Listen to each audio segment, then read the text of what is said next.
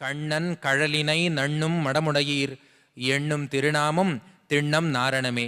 மகான்களே, பெரியோர்களே, நமஸ்காரம். மதுரமும் மாதவனும் இதான் நம்முடைய தலைப்பு.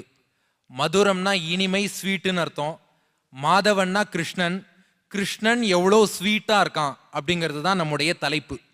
அதாவது இந்த மாதவனாகிய கிருஷ்ணன் எவ்வளோ மதுரமாக இருக்கான், எவ்வளோ ஸ்வீட்டாக இருக்கான் அப்படிங்கிறத பற்றி வல்லபாச்சாரியார் என்பவர் சான்ஸ்கிரிட்ல மதுராஷ்டகம் அப்படின்னு ஒரு ஸ்தோத்திரம் பண்ணியிருக்கார். நாம் இப்போது அந்த மதுராஷ்டகத்தை கொண்டு மாதவனின் மதுரங்களை அனுபவிக்க போறோம். அதான் மதுரமும் மாதவனும். இந்த மதுராஷ்டகத்துல மொத்தம் 8 ஸ்லோகங்கள் இருக்கு. அதனால தான் அதை அஷ்டகம்னு சொல்றோம். அந்த மதுராஷ்டகத்தின் முதல் ஸ்லோகம், அதரம் மதுரம், வதனம் மதுரம், நயனம் மதுரம், ஹசிதம் மதுரம், ஹிருதயம் மதுரம், கமனம் மதுரம், மதுராதிபதேர் அகிலம் மதுரம். முதல் மதுரம் அதரம் மதுரம். அதரம்னா திருவாய். பெருமானுடைய திருவாய் மதுரமா இருக்கு. அந்த திருவாயை பற்றி தானே ஆண்டாள் பாடுறா. கருப்பூரம் நாருமோ கமலப்பூ நாருமோ, திருப்பவள செவ்வாய் தான் தித்தித்திருக்குமோ, மறுப்புசித்த மாதவன் தன் வாய் சுவையும் நாற்றமும் விருப்புற்று கேட்கின்றேன் சொல்லாழி வெண்சங்கே. எம்பெருமான் கையில ஏந்தின் இருக்கானே பாஞ்சஜன்யம் என்னும் சங்கம். அந்த சங்க பார்த்து ஆண்டாள் கேட்கிறா, ஏ பாஞ்சஜன்யமே, பெருமானுடைய திருவாயின் சுவை என்ன, நறுமணம் என்ன, நீ கொஞ்சம் எனக்கு சொல்லப்படாதா என்று பாஞ்சஜன்யத்திடம் ஆண்டாள் பிரார்த்தித்தாள். பாஞ்சஜன்யம் திருப்பி ஆண்டாளை பார்த்து கேள்வி கேட்டது, உனக்கு டவுட்டு கேட்கறதுக்கு நான் தான் கிடைச்சேன். நான் ஏன்னா நீங்கள்லாம் கொண்டாடும் போது சக்கரத்தாழ்வாரத்தான் கொண்டாடுறீங்களே தவிர சங்கத்தாழ்வார்னு என்னை யாருமே கொண்டாடுறது இல்லை. ஆழ்வார் பாசுரங்கள் எல்லாம் அடிக்கடி வளந்தாங்கு சக்கரத்து அண்ணல், சக்கர கையனே அச்சோ அச்சோ, அடிக்கடி சக்கரத்தை பாடுறேள். அவ்வளோ தூரம் சங்கான என்ன பாடினாப்புல தெரியலையே. கோவில்ல கூட சக்கரத்தாழ்வார் சன்னதின்னு அவருக்கு ஒன்று வச்சிருக்கேள், சங்கத்தாழ்வார் சன்னதின்னு எனக்கு ஏதாவது வச்சிருக்கேளா?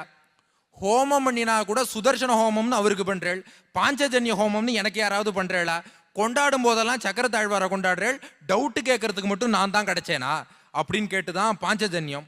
ஆண்டாள் சொன்னாலாம், வேற வழி இல்லை, இந்த டவுட்டை உங்ககிட்ட தான் கேட்டாகணும். ஏன்னா எம்பெருமான் அடிக்கடி ஒன்னத்தான் திருவாயில வச்சு ஊதின்னு இருக்கார். அவருடைய திருவாய் அமுதம் அதராமிர்தத்தை பருகும் பாக்கியம் உனக்கு தான் கிடைச்சிருக்கு, சக்கரத்துக்கு கூட கிடைக்கல. சக்கரத்தை போய் யாராவது வாயில வச்சுப்பாளா? வச்சுட்டா நாக்கு ரெண்டாயிடுமே. சங்கத்தான வாயில வச்சுன்னு ஊதறார். அதனாலதான் உன்னிடம் கேட்கிறேன், அவன் திருவாயின் சுவை என்ன, நறுமணம் என்ன, கொஞ்சம் எனக்கு சொல்லுன்னு பிரார்த்தித்தாள் ஆண்டாள். பெருமானுடைய திருவாய்க்கு அப்படி என்ன ஸ்பெஷல், என்ன சிறப்பு அப்படின்னா, சேராததையெல்லாம் சேர்க்கக்கூடியதாம் அந்த திருவாய். ஏன்னா அது ஒரு பக்கம் என்ன பண்ணுன்னா மதன கோபாலனா இருந்துண்டு சிருங்கார சேஷ்டிதங்கள்லாம் பண்ணிட்டு புல்லாங்குழல் ஊதும். மற்றொரு பக்கம் கீதாச்சாரியனாக இருந்துட்டு வைராக்கியத்தை வளர்த்துக்கோன்னு கீதையும் உபதேசம் பண்ணும். லோகத்துல ரெண்டையும் ஒரு ஆளால பண்ணவே முடியாது. ஒன்று லைஃபை என்ஜாய் பண்ணிட்டு புல்லாங்குழல் ஊதலாம், இல்லை வைராக்கியத்தை வளர்த்துக்கிறேன்னு கீதையை படிக்கலாம். ஆனா பெருமானோட திருவாய் ரெண்டும் பண்ணும், புல்லாங்குழலும் ஊதும் கீதையும் சொல்லும். எதிர்மறையான விஷயங்கள், சேராத விஷயங்கள் எல்லாம் சேர்க்கக்கூடியது அந்த திருவாய். எம்பெருமானிடமே சேராததை சேர்க்கும் பண்பு அப்படின்னு ஒரு குணம் உண்டு. அதை நம்ம பூர்வாச்சாரியர்கள் அகடித கட்டனா சாமர்த்தியம் அப்படின்னு சொல்லுவா. நம்மாழ்வார் இந்த சேராததை சேர்க்கும் பண்பு பெருமான்ட்ட இருக்கே, அதை குறித்து ஒரு பதிகமே பாடியிருக்கார். 11 பாசுரங்கள் பாடியிருக்கார். கும்பகோணத்துக்கு பக்கத்துல ஒப்புலியப்பன் கோவில், திருவிண்ணகரம் என்னும் திவ்ய தேசம். இங்க பின்னாடி திருவேங்கடமுடையான் எழுந்தருளி இருக்கார். இந்த திருவேங்கடமுடையானுக்கே அண்ணனாக கருதப்படுபவர் அந்த ஒப்புலியப்பன் கோவிலில் எழுந்தருளி இருக்கும் ஒப்புலியப்பன். அந்த ஒப்புலியப்பனை குறித்து 11 பாசுரங்கள் ஒரு பதிகம் பாடினார் நம்மாழ்வார். அந்த 11 பாசுரங்கள்லையுமே ஆப்போசிட்டான சேராத விஷயங்கள் எல்லாம் சொல்லி அதெல்லாம் ஒப்புலியப்பன் சேர்க்கிறான்னு பாடுறார்.